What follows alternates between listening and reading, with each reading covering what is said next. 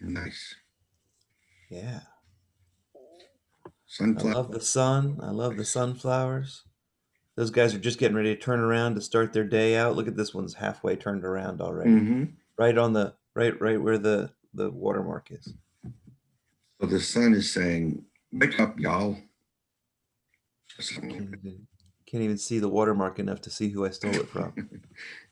that. Face me, Something get photos. the sun. Turn around. Okay. All right, let's go. Salvation without compromise. Mm-hmm. And I achieved my goal already today. Not true. You do not recognize some of the forms attack can take. If it is true, attack in any form will hurt you. Then any will hurt you. Then any recognized form of attack will hurt you. Oh, boy. Let's try this again. If it is true, attack in any form will hurt you. Then any unrecognized form of attack will also hurt you, and you will do so just as much as in another form of attack that you do recognize. Then it must follow that you do not always recognize the source of pain. Attack in any form, recognized or unrecognized, is equally destructive. Attack's purpose does not change. Attack's sole intent is murder. All the crows, right, Lee? You said it. And what form of murder serves to cover the massive guilt and frantic fear of punishment the murderer must feel? The attacker may deny he is a murderer and justify his savagery with smiles as he attacks. Yet the attacker will suffer the massive guilt and fear of punishment and will look on his intent to murder in nightmares where the smiles are gone and where the purpose rises to meet his horrified awareness and pursue the attacker still. For no one thinks of murder and escapes the guilt the thought of murder entails. Even the thought. If the intent is death, what matter the form the intent to kill takes? Exactly. Like illusion, there's no such thing as a little attack, and therefore no attack could be truly judged as harmless. Anytime we fail to see the oneness of the whole in all, we perceive we are in attack mode. In the special relationship, our failing to see both parties as perfect, whole, and complete is an attack. We may disguise the attack as some warped sense of love, but we're only bartering with the other party out of a sense of lack and limitation. Anytime we're not coming out of the emotion of love, we're coming from fear, and this is an attack. Due to our faith in the law of chaos, we're often unaware that our actions are an attack on another party. Anytime we do someone a favor with the expectation that we'll get a payback, that's a quid pro quo, we're confirming that we believe we lack something. Any belief in lack is an attack on our brother and upon ourselves. Attack, whether recognized, intentional, or unrecognized, unintentional, is an attack upon the truth. Since we believe that the laws of chaos are correct laws for ordering our universe, most of our attacks are unrecognized by our conscious mind. They feel like defense. They feel like doing somebody a favor. All kinds of different stuff. When we see someone as a body, we don't think we're attacking that person's truth, yet this is exactly what we're doing. We've judged something as different, and therefore something in our perception must not be whole, not perfect, and not complete. This misperception is an attack, for we are attempting to conceal and steal the truth of someone's identity as the Christ. Is death in any form, however lovely and charitable death may seem to be, occasionally, a blessing and a sign the voice of God speaks through you to your brother? The gift's wrapping paper does not make the gift you give. An empty box, however beautiful and gently given, still contains nothing, and neither the receiver nor the giver is long deceived. Withhold forgiveness from your brother, and you attack him. You give him nothing, and receive of him but what you gave, which is nothing. The only gift we can give a brother is the truth that he is sinless and guiltless. We do this out of love by the act of forgiveness. Anytime we do not come from the emotion of love, we're coming from fear, which means we're in attack mode. And often, attack mode may appear as only self defense, but this is still an attack. If you had not identified yourself as a body, you would have realized that you're unlimited spirit that couldn't be attacked. You would have become invulnerable, someone who fears nothing and attacks nothing. Being a oneness of everything, what would there be to attack? Salvation is no compromise of any kind. To compromise is to accept but part of what you want, to take a little and give up the rest of what you wanted. Salvation gives up nothing. Salvation is complete for everyone. Let the idea of compromise but enter into the plane of salvation, and the awareness of salvation's purpose is lost because salvation's purpose is not recognized. Salvation is denied where compromise has been accepted. For compromise is the belief salvation is impossible. Compromise would maintain you can attack a little, love a little, and know the difference. Thus, compromise would teach a little of the same and still be different, and yet the same remain intact as one. Does this make sense? Can the idea that the same are different be understood? No, because it's ridiculous. Right. Thank you. Content, not form, is what we need to be aware of. Content is king. Content is either true or false, period. When we focus on form, all we see is differences. Look past the myriad of forms and we can envision the sameness in content. Only the truth is real. All illusions fade before the light of truth.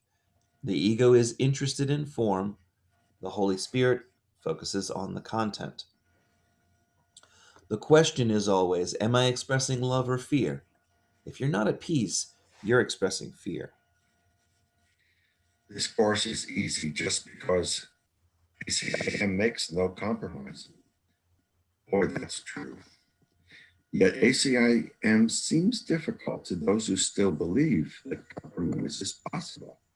Those who believe compromise is possible do not see that if compromise is possible, salvation is attacked. Yet it is certain the belief that salvation is impossible cannot uphold a quiet, calm assurance that salvation has come. Forgiveness cannot be withheld a little, nor is it possible to attack this and love for that and understand forgiveness. Would you not want to recognize assault upon your peace in any form? If only thus, by recognizing assault in all forms, does it become impossible that you lose sight of your peace. I didn't read that. I caught the meaning of it just at the end. Let me read it again. Would you not want to recognize assault upon your peace in any form? If only thus, by recognizing assault in all forms, does it become impossible that you lose sight of your peace. Your peace and salvation can be kept shining before your vision, forever clear and never out of sight, if you do not defend compromise. Compromise allows for sometimes or half truths. Why is that funny? It's funny to me because I argue a lot for compromise, for working with Mm, others in what I do for a living in the small R reality. And so compromise is something that in the laws of chaos makes total sense. But compromise in the big R reality doesn't make sense because all that's doing is spreading disinformation. It's good point. yeah. Compromise allows for sometimes or half truths. ACIM is a course in black and white, the true and the false. There can be no conditional truths that change from being true to false based on the perceiver's whim. Compromise requires sacrifice. You must give up something to get something else that you value. Being a oneness of everything, what could you give up to? What could you give up and to whom? It's all the same. Who could you give something to if you already have everything? No. Who could give you something if you already have everything? Salvation is the return to truth. Being everything, salvation restores this knowledge of truth to you. It would be impossible for salvation to deny you something that is yours by divine birthright. Those who believe that peace can be defended and that attack is justified on peace's behalf cannot perceive peace lies within them. How could they know peace lies within them when they attack? Could they who believe that attack is justified on peace's behalf accept forgiveness side by side with the belief that murder takes some forms by which their peace is saved? Would they who believe that attack is justified on peace's behalf be willing to accept the fact their savage purpose is directed against themselves? No one unites with enemies, nor is it, nor is at one with the enemy in purpose, and no one compromises with an enemy, but hates the enemy still for what the enemy kept from him. Long as we believe that we're separate, we will continue to see ourselves as a limited ego body in competition with other ego bodies.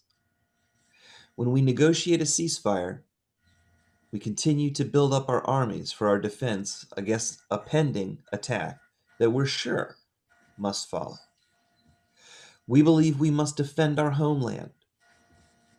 Inner peace cannot arrive as long as we believe that some form of attack may be justified.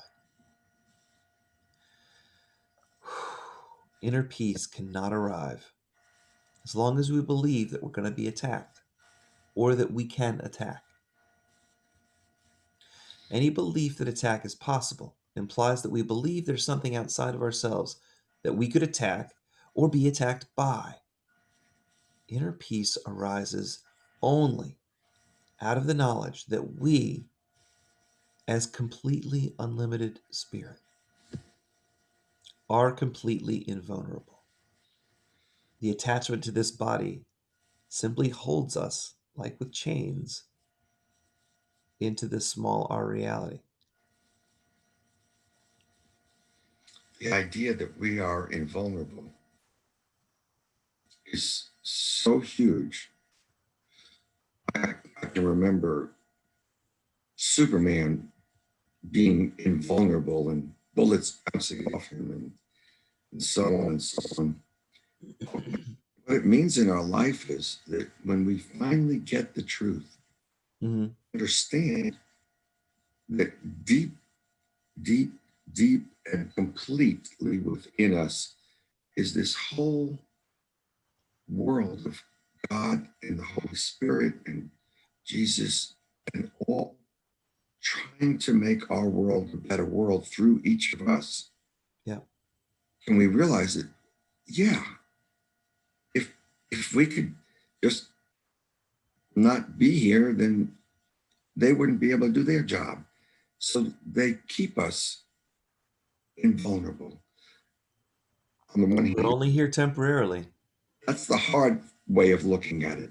The easy Yeah. way is just to accept it and say, this is really cool.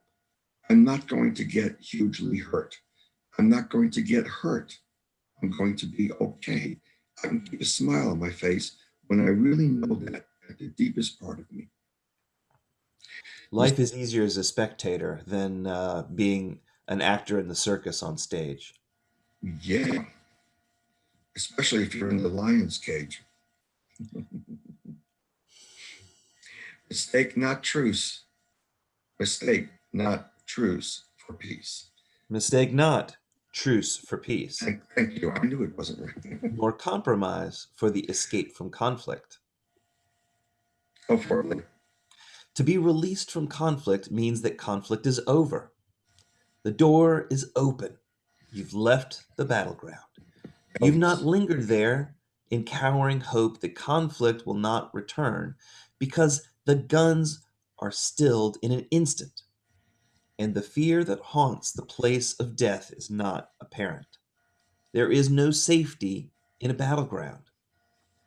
You can you can look down on the battleground in safety from above and not be touched. Sounds a lot like being a spectator. Mm. There is no safety in the battleground.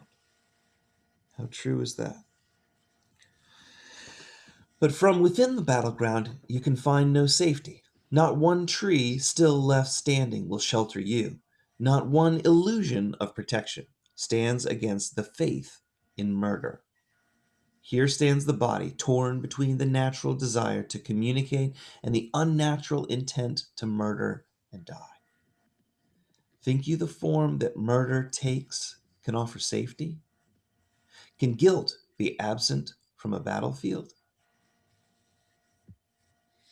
A truce does not end a war as long as you perceive there is still an enemy to fear.